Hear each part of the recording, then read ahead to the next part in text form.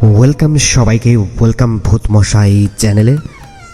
আপনারা যেখান থেকেই দেখুন না কেন আমাদের চ্যানেল বা পেজ বা টিকটক আইডি, আশা করি সবাই ভালো এবং সুস্থ আছেন আর আমাদের চ্যানেলের সাথেই আছেন। আজকের ঘটনাটি একটি ভিন্ন রকম। আপনাদের জেনে অবাক হতে পারেন বা দুঃখও হতে পারেন যে এই ঘটনাটি যিনি পাঠিয়েছেন আমাকে, তিনি এক সপ্তাহ ধরে তার সাথে আমি কোনো কন্ট্রাক্ট করতে পারছি না।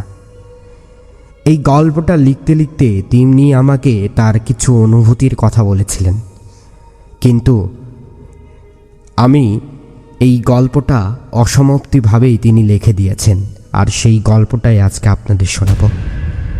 এই গল্পটা একটি মাদ্রাসারকে কেন্দ্র করে, মাদ্রাসার হুজুরকে কেন্দ্র করে, যে হুজুরটা আসলে কি ছিল, জিন ছিল নাকি প্যারানর্মাল ইউনিভার্সের কোনো শক্তিশালী ভয়ঙ্কর বস্তু ছিল তাও জানি না, কারণ জানার কোনো পরিস্থিতি নেই।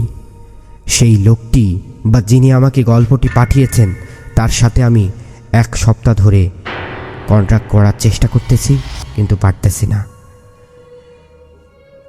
কি এমন ঘটেছিল এবং তার কি এমন অনুভূতি হয়েছিল এই গল্পটা লেখার সময় এবং আমাকে সেন্ড করার সময়, চলুন গল্পটা শুনে দেখা যাক। যেভাবে লিখেছেন সেভাবেই পড়ছি।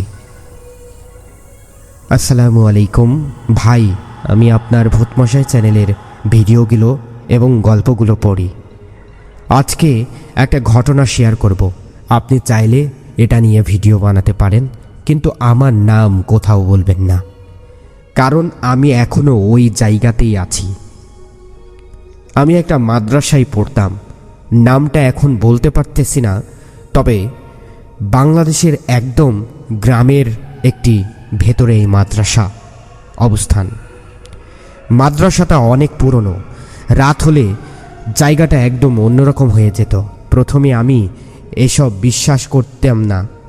একদিন আমাদের মাদ্রাসায় নতুন একজন হুজুর আসলো, তার নাম ছিল সাইফুল্লাহ। পুরো নাম জানি না, প্রথম দিন থেকেই ওনাকে একটু অদ্ভুত লাগতো। উনি খুব কম কথা বলতেন আর কারো চোখে চোখ রাখতেন না, কিন্তু যখন তাকাতেন মনে হতো বুকের ভেতরটা কেমন চাপা পড়ে যাচ্ছে। 2-3 দিন যাওয়ার পর আমরা কিছু অদ্ভুত ব্যাপার খেয়াল করলাম। ক্লাসে একটা পুরনো আয়না ছিল, ছোট্ট। সেই আয়নাতেই সবাই মুখ দেখত, সবাই যেত এবং সবাই মাথায় চিরুনি করত বা অন্যান্য মুখের সাজসজ্জার কাজে এই আয়নাটি ব্যবহার হতো, কিন্তু তিনি কখনো ওই আয়নার সামনে যাননি। সবচেয়ে বড় কথা ভাই, একদিন আমি ওই আয়নাতে তার পাশ দিয়ে যাচ্ছিল এবং আমি আয়নার কাছে আমার মাথা চিরুনি করছিলাম, তখন দেখি সে আমার পাশ দিয়ে যাওয়া সত্ত্বেও তাকে আয়নাতে দেখা যাচ্ছিল না। প্রথমে ভেবেছিলাম চোখের ভুল। ঘটনাটা ঘটে তৃতীয় রাতে। আমি হঠাৎ রাত 2টার দিকে উঠে যাই। কেন উঠলাম জানি না, কিন্তু মনে হচ্ছিল কেউ আমাকে ডাকছে। তারপর শুনতে পেলাম কেউ কোরআন তেলাওয়াত করতেছে, কিন্তু আওয়াজটা অদ্ভুত। মনে হচ্ছে একসাথে অনেকগুলো গলা পড়তেছে, অর্থাৎ একসাথে অনেক মানুষ এই কোরআন তেলাওয়াত করতেছে। আমি জানালার পাশে গিয়ে তাকালাম। ক্লাসরুমের ভেতরের সাইফুল্লাহ হুজুর বসে আছে। রুম অন্ধকার, কোনো বাতি নেই, কিন্তু ওনাকে পরিষ্কার দেখা যাচ্ছে। আরও ভয়ঙ্কর জিনিসটা হলো ওনার ঠোঁট ধীরে ধীরে নড়ছে, কিন্তু শব্দ আসছে মাদ্রাসার সেই ক্লাসরুমটার পুরো ক্লাসরুম জুড়ে। আমি ভয় পেয়ে যাই, কিন্তু চোখ সরাতে পারছিলাম না। হঠাৎ উনি থেমে গেলেন, তারপর ধীরে ধীরে মাথা ঘুরিয়ে আমার দিকে তাকালেন। আমি জানালার বাইরে ছিলাম, তবুও উনি সরাসরি আমার চোখ তাকালেন। তার চোখ পুরো কালো আর উনি হাসলেন। তারপর ঠোঁট নাড়িয়ে বললেন, তুই দেখেছিস তাই না? কিন্তু ভাই, আমি শপথ করে বলছি, উনি যে কথাগুলো বললেন আমি কানে শুনিনি। মনে হচ্ছে আমার মাথার ভেতরে কেউ একজন এই কথাটা বলল। তিনি এত দূর থেকে ফিসফিস করে আওয়াজটা বললেন যে আমার কানে না পৌঁছে আমার এমন অনুভূতি হচ্ছিল যে সেই কথাটা আমার মাথার ভিতর বাজছিল।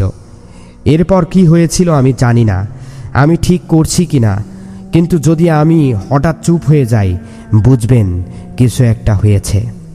আমি পালাতে চেয়েছিলাম সেই রাতে। জানালার বাইরে দাঁড়িয়ে আমি জমে গিয়েছিলাম। উনি সাইফুল্লাহ হুজুর সরাসরি আমার দিকেই তাকিয়েছিলেন। আমি ধীরে ধীরে পেছনে সরে আসতে লাগলাম, কিন্তু তখনই বুঝলাম আমার পা যেন ঠিকমতো নড়ছে না। মনে হচ্ছিল কেউ আমাকে টেনে যাচ্ছে। আমি চাই না, তবুও আমার পা নিজে নিজে ক্লাসরুমের দিকে হাঁটতে শুরু করলো। আমি কান্না পাচ্ছিল, আবার কান্না করতেছিলাম, কিন্তু চিৎকার করতে পারছিলাম না। আমি গিয়ে ক্লাসরুমের দরজার সামনে দাঁড়িয়ে গেলাম। দরজা একটু ফাঁকা ছিল, ভেতর থেকে ঠান্ডা বাতাস আসছিল আর তিলওয়াতের শব্দ এখনও আরও জোরে। আমি বুঝতে পারছিলাম না কিভাবে, কিন্তু আমি ভেতরে ঢুকে পড়লাম। রুম একদম অন্ধকার, কিন্তু আমি পরিষ্কার দেখতে পাচ্ছিলাম উনি ঠিক সামনে বসে আছেন, তার সামনে কোরআন খোলা। আমি তখন একটা জিনিস খেয়াল করলাম, তার ছায়া একটার বেশি, অর্থাৎ দেওয়ালে একটা না দুইটা না অনেকগুলো ছায়া নড়ছিল, কিন্তু রুমে তো তিনি একাই ছিলেন। হঠাৎ তিনি তিলাওয়াত থামিয়ে দিলেন, তারপর ধীরে ধীরে দাঁড়িয়ে গেলেন। আমি পিছাতে চাইলাম কিন্তু পারলাম না। উনি আমার দিকে আসতে লাগলেন। ভাই, আমি জীবনে এমন কিছু দেখিনি। বিশ্বাস করুন, উনার মুখটা একদম মানুষের মতো ছিল না।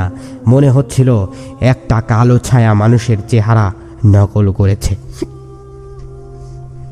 চোখ দুটো পুরো অন্ধকার। উনি একদম আমার সামনে এসে থামলেন, তারপর আমার কানের কাছে মুখে এনে বললেন, তুই অনেক বেশি দেখে ফেলেছিস। তারপর হঠাৎ সব ছায়াগুলো একসাথে আমাদের দিকে ঝাঁপিয়ে আসলো। এরপর কি হয়েছিল আমি ঠিক মনে করতে পারি না। আমি শুধু জানি সকালে আমি আমার বিছানায় ছিলাম, কিন্তু আমার হাতের ওপর কালো দাগ ছিল, যেন কেউ শক্ত করে ধরেছিল। বিশ্বাস করুন ভাই, আগের রাতটার পর আমি ভেবেছিলাম সব শেষ, কিন্তু আসল ঘটনা তো কখন শুরুই হয়নি। সকালে যখন ঘুম থেকে উঠলাম, প্রথমে মনে হলো সবকিছু স্বপ্ন ছিল, কিন্তু আমার হাতের দিকে তাকাতেই বুক ধরফর করে উঠল। কালো দাগটা তখনও ছিল, যেন কেউ শক্ত করে ধরে রেখেছিল। আমি কাউকে কিছু বলিনি, কারণ আমি নিজেই বুঝতে পারছিলাম না আমি যা দেখেছি সেটা সত্যি কিনা। কিন্তু ওই দিন থেকেই জিনিসগুলো বদলাতে শুরু করলো। আমি একা কোথা গেলেও মনে হতো আমার পেছনে কেউ হাঁটছে, থামলে শব্দ থামে, হাঁটলে আবার শুরু হয়। একদিন সাহস করে হঠাৎ ঘুরে তাকালাম, কিন্তু কি কেউ নেই। কিন্তু বিশ্বাস করুন ভাই, মাটিতে আমার ছায়া দুইটা মনে হচ্ছিল। ভাই, তখন থেকে আমি বুঝে গিয়েছিলাম ওটা আমাকে ছেড়ে দেয়নি, ওটা আমার সাথেই আছে। আমি হুজুরদেরকেই একজনকে ইশারায় বলার চেষ্টা করলাম, কিন্তু উনি আমার কথা উনারা বুঝতে পারল না। উনারা আমার কথা শুনেই চুপ হয়ে গেলেন। তারপর শুধু বললেন, রাতে একা বাইরে যাস না, আর ওর দিকে তাকাস না। আমি জিজ্ঞাসা করলাম, ওর মানে কি? উনি আর কিছু বলেননি। সেই রাতেই আমি আবার একই শব্দ শুনলাম, তিলাওয়াতের, কিন্তু এবার শব্দটা আমার রুমের দরজার সামনে থেকে আসছিল। আমি নিঃশ্বাস বন্ধ করে শুনছিলাম। হঠাৎ দরজার ঠক ঠক শব্দ, ধীরে ধীরে 3 বার টক টক করে শব্দ হচ্ছিল দরজার। আমার শরীর জমে গেল। তারপর বাইরে থেকে একজন পরিচিত কণ্ঠ এলো, দরজা খোলো। আমি সাইফুল্লাহ হুজুর। ভাই, আমি জানতাম উনি এই সময় এখানে থাকতে পারেন না, কারণ আমি নিজে দেখেছি উনি তখন ক্লাসরুমে থাকেন। আমি কোনো উত্তর দিলাম না, কিন্তু তখনই দরজার নিচ থেকে একটা ছায়া দেখা গেল। একটা না, দুইটা না, তারপর অনেকগুলো। আমি কাঁদতে শুরু করলাম, কিন্তু শব্দ বের হচ্ছিল না। হঠাৎ দরজার ওপাশ থেকে ফিসফিস করে বলল, তুই লুকাতে পারবি না, তুই এখন আমাদের একজন। ভাই, এরপর আমি আর থাকতে পারলাম না। আমি দৌড়ে বের হয়ে গেলাম রুম থেকে, কিন্তু বাইরে গিয়ে যা দেখলাম, পুরো করিডোর ফাঁকা, কেউ নেই, কিন্তু দেওয়ালের সব আয়নায় আমার পেছনে একটা অবয়ব দাঁড়িয়েছিল। আমি যেখানে যাই ওটা ঠিক আমার পেছনে। ভাই বিশ্বাস করুন, এখন আমি এই মেসেজটা লিখতেছি কারণ আজকে রাতেই কিছু একটা হবে। আমি অনুভব করতে পারতেছি, যদি আমার মেসেজ না দেই তাহলে বুঝবেন ওরা আমাকে কিছু একটা করে ফেলেছে। ভাই আগের রাতটার পর আমি ভেবেছিলাম সব শেষ, কিন্তু আসল ঘটনা তো এখানেই শুরুই হয়নি। সকালে যখন ঘুম থেকে উঠলাম প্রথমে মনে হলো সব কিছু স্বপ্ন ছিল, কিন্তু আমার হাতের দিকে তাকাতেই বুক ধরফর করে উঠল। কালো দাগটা তখনও ছিল যেন কেউ শক্ত করে ধরেছিল। আমি কাউকে কিছু বলিনি, কারণ আমি নিজেই বুঝতে পারছিলাম না আমি যা দেখেছি সেটা সত্যি কিনা। ভাই আমি এই মেসেজটা লিখতেছি কারণ আজকে রাতেই কিছু একটা হবে। আমি অনুভব করতেছি, আমি টের করতে পারতেছি। মেসেজের শেষ লাইন, যদি আমি আর মেসেজ না দেই তাহলে বুঝবেন ওরা আমাকে কিছু একটা করে ফেলেছে। এই বিষয়টাই অদ্ভুত। তিনি মেসেজে আমাকে এই অনুভূতির কথা উল্লেখ করেছিল এবং এখান থেকেই মেসেজটা সিন করে দিয়েছিল আমাকে।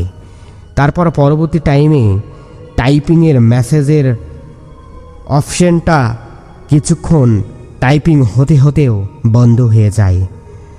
আমি সেই বিষয়টা কোনো কিছু ভাবিনি, হয়তো তিনি লিখতেছেন বড় করে, যেহেতু গল্পটা তিনি বলতেছেন লিখতে সময় লাগে, তাই আমি সেই দিন কোনো বিষয় লক্ষ্য করিনি। পরের দিন আমি 3 দিনের পর গল্পটা পুরোটা পড়তে লাগলাম। পড়ার পর আমি এই লাইনটুকু দেখলাম। দেখার পর আমার মনে হয়েছিল আমি হয়তো কোনো কিছু ভুল করে ফেলেছি। আমার উচিত ছিল সেই দিনই গল্পটা পড়ে তাকে মেসেজ করা, কিন্তু আসলে সময় সুযোগ সুবিধা অনুযায়ী আমি এই গল্পটা পড়তে পারিনি। আর তাছাড়াও এমন ঘটনার সাক্ষী আমিও কখনো হইনি। আমি জানি না তার সাথে কি হয়েছে, তবে এই গল্পটা বেশি বেশি করে শেয়ার করবেন, যাতে করে এই গল্পটার সাথে কারো জীবন যদি মিলে যায় সেই ব্যক্তি আমাকে কমেন্ট করে জানাতে পারে, কারণ দুনিয়াটা অনেক বড়। আপনাদের একটি শেয়ারে হয়তো আমি তার খোঁজ পাব। আমার খুব জানার আগ্রহ এখন তার কি অবস্থায়। তার আইডি এখন অফলাইনে আছে, তার নাম্বার অন্যান্য কালেকশন কোনো কিছুই আমার নেই, কারণ তিনি গল্পটার শুরুতেই আমাকে বলেছিলেন তার নাম, তার মাদ্রাসার নাম কোনো কিছুই আমাকে জানাবেন না, এবং তার আইডির নামও তার নিজের নামের না, অর্থাৎ তার আইডি অন্য নামে। এখন আমি শিওর না এই আইডি বা আইডির লিঙ্ক আপনাদেরকে প্রকাশ করব কিনা, তবে আমি যদি কন্টাক্টে তার না পাই তাহলে আমি হয়তো তার আইডির লিঙ্ক আমি গল্পের কমেন্ট বক্সে পিন করে রাখব। আপনারা চাইলে যাচাই করে নিতে পারেন, অথবা তাকে চিনে থাকলে অবশ্যই তাকে আমার বার্তাটি পাঠাবেন যে ভূতমশাই, আমি এবং আমরা আমাদের সকল দর্শকরা তাকে খোঁজার ট্রাই করতেছি। এই ছিল আজকের ঘটনা। আশা করি ঘটনাটি ভালো লেগেছে। আপনারা যেখান থেকে এই ঘটনাটি দেখুন না কেন বা শুনুন না কেন, বেশি বেশি করে শেয়ার করবেন, কারণ এই একটা শেয়ারেই হয়তো সেই হুজুরটার, সেই ব্যক্তিটার, সেই গল্প বলা ব্যক্তিটার হদিশ খুঁজে পাবো। সবাই ভালো থাকবেন, সুস্থ থাকবেন, আর মনে রাখবেন ভূতমশাই যেখানে ভয় ভয় ভাই। আপনাদের যে কোনো গল্প আমাদেরকে পাঠাতে পারেন। পাঠানোর জন্য আমাদের ডেসক্রিপশন বক্সে ইমেইল এবং হোয়াটসঅ্যাপ নাম্বার দেওয়া থাকবে, আপনারা যোগাযোগ করবেন, অথবা টিকটক এবং মেসেঞ্জার অথবা ফেসবুক থেকে দেখলে আমাকে মেসেজ করবেন ফেসবুকে, অথবা টিকটক থেকে দেখলেও আমাকে মেসেজ করবেন। ধন্যবাদ সবাই, ভালো থাকবেন, আল্লাহ হাফেজ।